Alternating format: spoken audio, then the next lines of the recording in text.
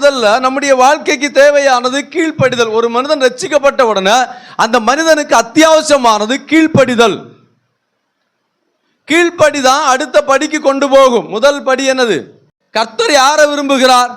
ஒரு கீழ்ப்படுகிற நபரை விரும்புகிறார். கர்த்தருக்கு யார் தேவைனா கீழ்ப்படுகிற நபர் தான் தேவை. அந்த நபரை வச்சுதான் ஏதாவது என்ன பண்ண முடியும், செய்ய முடியும். அல்லேலூயா. நான் அடிக்கடி சொல்லுவேன், மோசேயை 40 ஆண்டுகள் கொண்டு போய் வனாந்தரத்தில் சோதிக்க காரணம் என்ன தெரியுமா?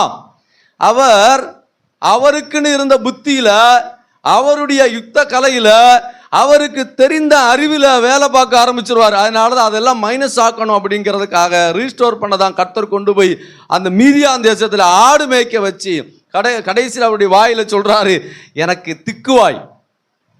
ஆனா அப்போஸ்தலர் நடவடிக்கைகள் தெளிவாக சொல்லுகிறது, வாக்கில் வல்லவன்.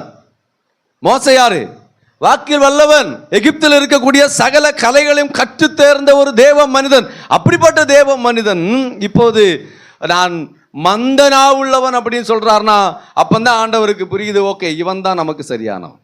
யார் சரியான ஆள்? சொன்னா கேட்கிற ஆள் தான் சரியான ஆள். நீங்க ஒருத்தர் வேலைக்கு எடுக்கிறீங்க அப்படின்னா எப்படிப்பட்டவங்க வேணும்? சொன்னா கேட்கிற ஆள் வேணும். ஒரு பிசினஸ் ஆரம்பிக்கிறீங்க, யார் தேவை? கீழ்ப்படுகிற ஒரு நபர். கீழ்ப்படுகிற நபர் இருந்தாதான் குடும்பம் கட்டப்படும். கணவன் மனைவிக்குள்ள கீழ்ப்படுதல் இருந்தாதான் குடும்பம் கட்டப்படும், இல்லையா? நம்ம பிள்ளைங்க கீழ்ப்படுகிற பிள்ளைங்களா இருந்தாதான் அந்த பிள்ளைங்களுடைய வாழ்க்கை எப்படி இருக்கும்? ஆசீர்வாதமாக இருக்கும். அப்ப பேசிக்கலா என்னது? கீழ்ப்படிதல். ஒரு டீச்சர் பாருங்க, அந்த டீச்சருடைய மனநிலை ரொம்ப கடினமானது. எல்லா மாணவர்களையும் நடத்தி சொல்லணும். ஆனா இந்த டீச்சருக்கு இருக்கக்கூடிய பெரிய சவால் என்ன தெரியுமா? கீழ்ப்படியாதவர்களை வச்சு நடத்துறது. கிளாஸ்ல யார் நல்லா இருக்கிறா, நல்லா படிக்கிறா, யார் கீழ்ப்படுகிறா, அந்த பிள்ளைங்களோடு தான் டீச்சர் தொடர்பு வச்சிருப்பாங்க. ஏன்?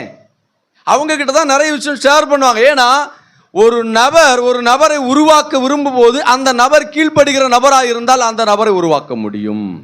தேவனுக்கு தேவை யார் தெரியுமா? கீழ்ப்படுகிற நபர்கள்.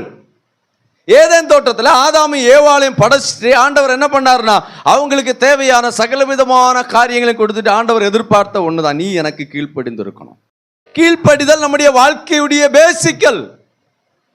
நான் சொல்றது கிறிஸ்தவ வாழ்க்கை மாத்திரம் அல்ல, நம்முடைய வாழ்க்கையுடைய அடித்தளமே என்னதான்? கீழ்ப்படிதல்.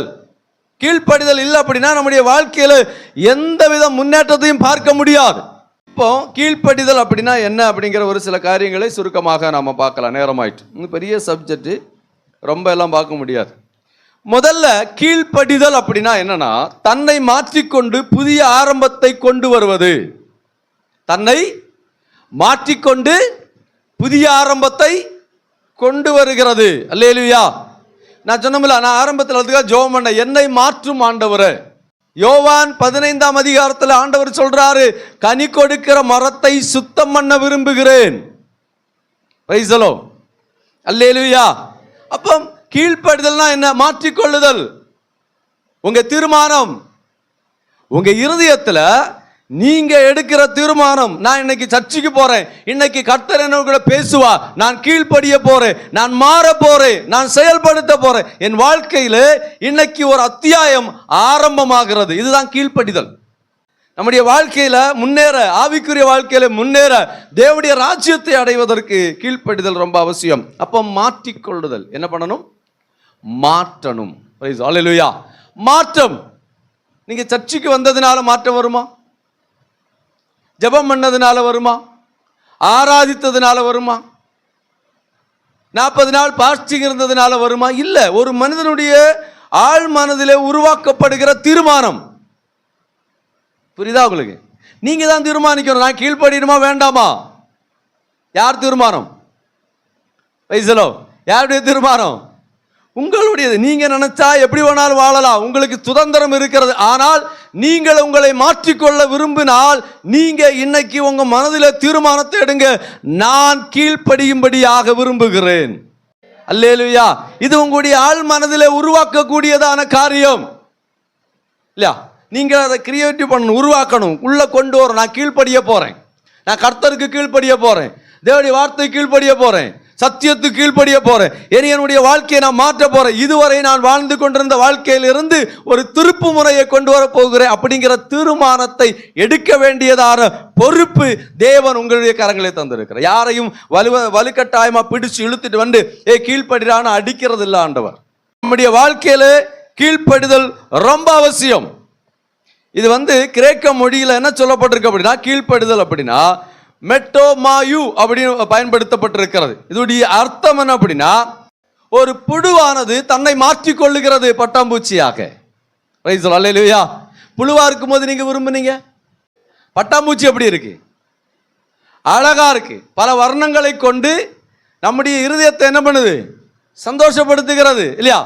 பட்டாம்பூச்சி பிடிக்க ஓடுவாங்க. இப்போ யாரும் ஓடுறதில்லை, இப்போ எல்லாம் மொபைலில் ஓடிக்கிட்டு இருக்கிறதுனால பட்டாம்பூச்சி பிடினாலும் சின்ன பிள்ளைல பட்டாம்பூச்சி தும்பியை பிடிக்க ஓடுவாங்க பசங்க, அங்கே ஓடுவாங்க, இப்படி ஓடுவாங்க. இப்போ யாரும் ஓடுறான்? யாரும் ஓடுறதில்லை இல்லையா? எல்லாம் இங்கே தான் ஓடிக்கிட்டு இருக்கு. இன்னைக்கு அந்த நிகழ்வுகள் இல்லை, அந்த ஆசை இல்லை உங்களுக்கு. அல்லேலூயா. இப்போ ஒரு புழுவானது தன்னை மாற்றிக்கொள்ள விரும்புகிறது போல நம்முடைய ஆவிக்குரிய வாழ்க்கையை நாம என்ன பண்ணணும், மாற்றணும். எத்தனை பிரசங்கம் பண்ணினாலும் நீங்க மாற போறது கிடையாது. நீங்கள் உங்களுடைய மனதில் எடுக்கிற தீர்மானம் உங்களை மாற்றும். ஆக்டிங்கில் இருந்தே மனிதனுடைய ஒரு குணாதிசயம் கீழ்ப்படியாதது. இப்ப கீழ்ப்படிவது நம்முடைய வாழ்க்கைக்கு அவசியம். Praise the Lord. அல்லேலூயா. நான் கூட சொன்ன ஒரு போதகர் அன்பாருங்கள் அன்பாருங்கள் அன்பாருங்கள் பல நாட்களாக பிரசங்கம் பண்ணிக்கிட்டு இருக்கிறார். அப்போ விசுவாசி எழுப்பி கேட்டாங்களாம், பாஸ்டர் இந்த மெசேஜ் எல்லாமே வேற ஒண்ணுமே உங்களுக்கு தெரியாதா?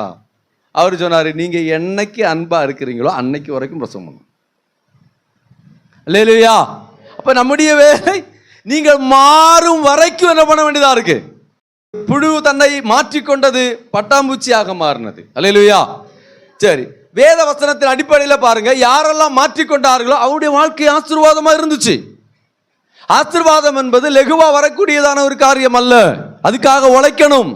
ஆபிரகாம் தன்னை மாற்றிக்கொண்டார் இல்லையா? மாற்றினாரா இல்லையா? ஆபிரகாமை தேவன் அழைக்கும் போது அவர் உலகத்தான், ரட்சிக்கப்படாதவர், தேவனை அறியாதவர், கீழ்ப்படியாதவர், பாவி இல்லையா? அப்படித்தான பைபிள் சொல்லுகிறது. அவர் பாவியான ஒரு நபர் தான். அப்ப அவர் மாற்றினார். என்னதெல்லாம் மாற்றினாரு? அன்னைக்கு அவர் வாழ்ந்து கொண்டிருந்த ஊரை விட்டு வெளியே போயிட்டாரு. ஏன் தெரியுமா? இந்த ஊர்ல வாழ்ந்தா பரிசுத்தமா வாழ முடியாது. இந்த உலகத்துல நாம இந்த மனிதர்களோடு வாழ்ந்தால் இந்த மனிதனுடைய குணாதிசயம் தான் வரும். நீங்க யாரோடு உங்க ஐக்கியத்தை வச்சிருக்கிறீங்களோ அவங்கள போல மாறுவீங்க. ஒரு வாலிப தம்பி எப்போ குடிகாரனா மாறுதான்? ஒரு தவறான நண்பரோடு தொடர்பு வைத்த போது, அது யாரா இருந்தாலும், இவன் ஹரினா இருந்தாலும் நல்லவன் எல்லாம் கிடையாது, யாரும் நல்லவன் கிடையாது. ஹரின் தவறான நண்பரோடு தொடர்பு வைத்திருந்தால், நீங்கள் தவறான நபர்களோடு கூட தொடர்பு வைத்திருந்தால் உங்களுடைய கேரக்டர் மாறும், உங்க குணங்கள் மாறும். நீங்க ஆவிக்குரிய தொடர்புல இருந்தீங்க அப்படின்னா, நீங்க ஆவிக்குரிய நண்பர்களோடு கூட ஷேர் பண்ணீங்க அப்படின்னா, அவங்களுக்கு உங்களுக்கு ஒரு தொடர்பை ஏற்படுத்தினா உங்க வாழ்க்கை மாறும். பைசலோ அல்லேலூயா. அதனாலதான் ஆண்டவர் என்ன பண்ணார்? முதல்ல உன் தேசத்தை விட்டு வெளியே வா அப்படின்னார். ரெண்டாவது உன் குடும்பத்தை விட்டு வெளியே வா. என்னது? குடும்பத்தை விட்டு வெளியே வரணும். குடும்பத்துக்குள்ளேயே கிறிஸ்தவ வாழ்க்கை என்ன பண்ண முடியாது, வாழ முடியுமா? குடும்பத்துக்குள்ள முடியாது. அடுத்து தன் தொழிலை விட்டார், தன்னுடைய வேலை என்ன பண்ணாரு? விட்டார். அதுக்காக நீங்க வேலையை விட்டு தெரிஞ்சுக்குவாங்கன்னு சொல்லல. அதாவது வேலை என்பது அவர் விக்கிரகத்தை உண்டு பண்ணுகிற நபராக இருந்தார்.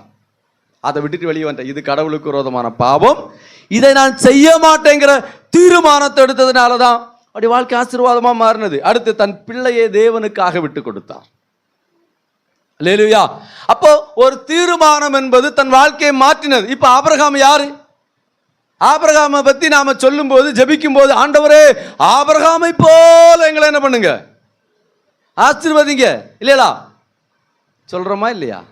இப்படி ஜெபம் பண்ணுங்க, ஆண்டவரே ஆபிரகாமை போல கீழ்ப்படுகிறவர்களாக எங்களை மாற்றுங்கப்பா. கீழ்ப்படுதல் ரொம்ப அவசியம். இது கசப்பான சத்தியம், கசப்பான சத்தியம், பிடிக்காத சத்தியம், விரும்பாத சத்தியம்.